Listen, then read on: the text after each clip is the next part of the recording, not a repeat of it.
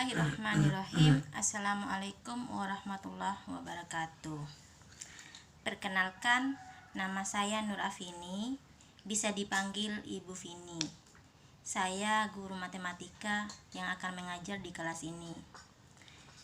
Dalam PJJ kali ini, pelajaran jarak jauh ya, pertemuan awal, kita akan membahas masalah vektor. Nah, sekarang kita masuk pada pengertian vektor. Seperti yang ada di layar, vektor merupakan sebuah besaran yang memiliki besaran dan arah. Sebuah vektor dapat ditulis menggunakan huruf besar atau huruf kapital yang di atasnya dibubuhi tanda panah.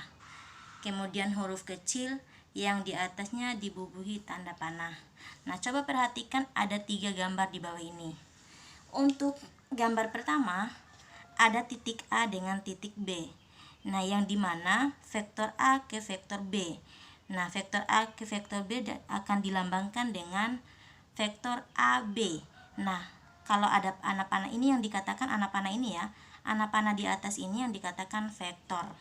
Nah, kemudian gambar yang kedua sebenarnya sama saja ya, cuman ganti ininya aja. Untuk titik P dengan titik Q, vektor P akan dilambangkan menjadi vektor P. Titik vektor P ke vektor Q akan bisa juga menjadikan jadi vektor P. Kemudian gambar yang ketiga, dari ketiga gambar ini ada sisi perbedaan dari gambar pertama dengan gambar yang ketiga. Nah, sisi perbedaannya yang dimana di sini di awalnya itu adalah titik B dan di ujungnya itu adalah titik A. Ini tidak bisa dibaca dengan atau vektor A. Yang ini kan dibacanya vektor A ke vektor B. Kalau yang ini tidak. Ini kan di ujungnya adalah vektor A. Berarti kebalikan. Berarti vektor B dari vektor B ke vektor A. Jangan lupa harus ada tanda panahnya di atas ya. Kalau tidak ada tanda panah di atas, dia bukan dinamakan vektor. Sekarang masuk pada vektor bidang datar R2. Definisi vektor di R2. Apa sih di R2 itu? Di R2 itu adalah dimensi 2. Vektor yang terletak pada bidang datar yang dapat digambarkan dengan diagram Kartesius. Sebelumnya di semester 1 di kelas 10 pernah belajar yang berkaitan dengan Kartesius ya. Untuk yang kedua, vektor dimensi 2 mempunyai 2 unsur yaitu vertikal atau sumbu Y. Ini perhatikan gambar di bawah. Ini ada sumbu X dengan sumbu Y, yang di sini adalah titik koordinatnya. Nah, kalau vertikal itu adalah sumbu Y yang ke atas ya, dan sumbu horizontal sumbu X, berarti yang ini. Perhatikan gambar ini yang dikatakan yang dinamakan dengan Kartesius, diagram Kartesius. Sekarang masuk pada panjang atau besaran vektor R2 atau dimensi 2. Jika vektor A sama dengan X, Y, maka panjang vektornya adalah vektor A sama dengan akar X pangkat 2 ditambah Y pangkat 2. Nah, ini menggunakan titik satu titik aja ya, menggunakan satu titik. Nah, rumusnya harus diingat, akar X pangkat 2 ditambah Y pangkat 2. Sedangkan panjang vektor untuk jarak 2 koordinat titik A, X1, Y1 dan titik B, X2, Y2 adalah mutlak vektor AB sama dengan akar X2 dikurangi X1 pangkat 2 ditambah Y2 dikurang Y1 pangkat 2. Nah, ada sisi perbedaan yang ini sama yang ini. Kalau menggunakan satu titik, berarti dia hanya menggunakan X kuadrat ditambah Y kuadrat. Kalau ada 2 titik, berarti dia menggunakan X2 dikurang X1 pangkat 2 ditambah Y2 dikurang Y1 pangkat 2. Di sini perbedaannya ya. Nah, kita masuk pada contoh soal. Ada soalnya di sini ada 3 poin ya. Tentukan panjang vektor berikut. Dengan soal yang pertama, vektor A itu adalah 8,6 atau 8 dan 6. Ini nilai X-nya, ini nilai Y. Ini bentuk kolom ya. Ini perbedaannya ini adalah bentuk baris. Kalau pada rumus itu adalah bentuk baris, ini adalah bentuk kolom. Ini nilai, pokoknya yang pertama atau yang di atas itu adalah nilai X, yang kedua adalah nilai Y. Kemudian yang B, poin B sama aja ya, bisa menggunakan titik P juga. Vektor P ini sama dengan soal yang pertama, min 5,6. Kemudian yang C, ada dua titik ya, ada titik A dengan titik B, berarti dia menggunakan rumus yang kedua, menggunakan dua titik. Nah, sekarang kita lanjut pada pembahasan. Nah, ini dari ada soal yang tadi, soal yang pertama, vektor A sama dengan 8,6 atau 8 dan 6. Nah, tadi kan ini nilai yang pertama itu nilai X, kemudian nilai Y. Nah, untuk mutlak vektor A, jangan lupa ada vektornya ya. Kalau nggak ada tanda panah di atas, berarti bukan dikatakan vektor. Jangan lupa tanda panahnya.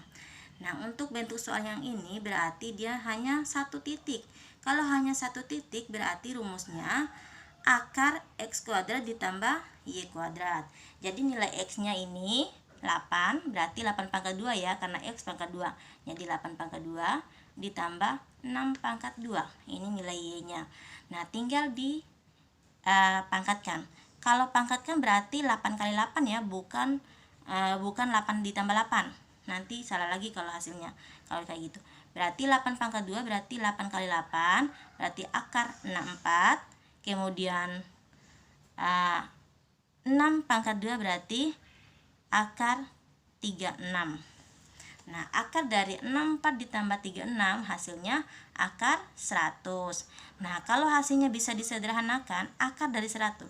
Untuk menghilangkan nilai akar ini berarti kita harus sederhanakan lagi. Jadi akar dari 100 adalah 10, karena 10 dikali 10 hasilnya 100, makanya hasilnya 100. Jadi disederhanakan seperti ini akan menghilangkan nilai akarnya. Kemudian soal yang kedua, sebenarnya sama dengan yang soal yang pertama, cuman ini bentuk soal yang ini kan kolom, kalau yang ini baris, dan ini juga ada minusnya, min ya. Jadi di sini titik P atau vektor P. Kalau vektor P soalnya tadi itu min 5,6, masih menggunakan satu titik. Jadi menggunakan rumus akar X kuadrat ditambah Y kuadrat. Nah, mutlak vektor P sama dengan ini ya, nilai X-nya apa tadi? Berarti min 5 pangkat 2. Nilai Y-nya 6, berarti 6 pangkat 2. Tinggal dipangkatkan. Berarti min 5 dikali min 5 positif 25, karena min kali min plus. Jadi hasilnya positif akar 25 ditambah 6 pangkat 2, berarti 6 kali 6 36. Tinggal dijumlahin. Akar 25 ditambah akar 36 hasilnya akar 61. Nah, kalau bentuknya seperti ini kita sederhanakan lagi, bisa nggak Bu? Oh, otomatis sebenarnya bisa, cuman ini agak rumit. Berarti yang bentuk rumit, kalau hasilnya rumit seperti ini, sulit seperti ini, ya udah, boleh hasilnya cukup sampai di sini. Oke, kita lanjut soal yang ketiga. Nah, kalau soal yang ketiga, dia menggunakan dua titik. Nah, masih ingat dengan rumusnya ini? Nih, kalau menggunakan dua titik, ada titik A dengan titik B. Kalau titik A dengan titik B berarti mutlak vektor AB akar X kuadrat dikurang akar X2 dikurang X1 pangkat 2 ditambah Y2 dikurang Y1 pangkat 2. Itu adalah menggunakan dua titik untuk soal yang ketiga. Nah, kalau untuk soal yang ketiga, mana nilai X-nya, mana nilai X1, mana nilai Y1, dan mana nilai X2, mana nilai Y2. Nah, ini adalah nilai X1, ingat, ini nilai X1 untuk 3 ya, nilai X1, nilai Y1-nya adalah 5, kemudian nilai 7-nya ini adalah X2, kemudian nilai 9-nya itu adalah Y2. Ingat, ini X1, Y1, X2, Y2. Kembali pada rumusnya tadi ya, jangan lupa. Jadi mutlak vektor AB tinggal ditaruhin aja. Tadi tuh X2 dikurang X1 kan, kemudian Y2 dikurang Y1. Jangan lupa ini tadi nilai X1 nilai X1 Y1, X2 Y2. Berarti rumusnya di sini adalah X2 dikurang X2 dikurang X1.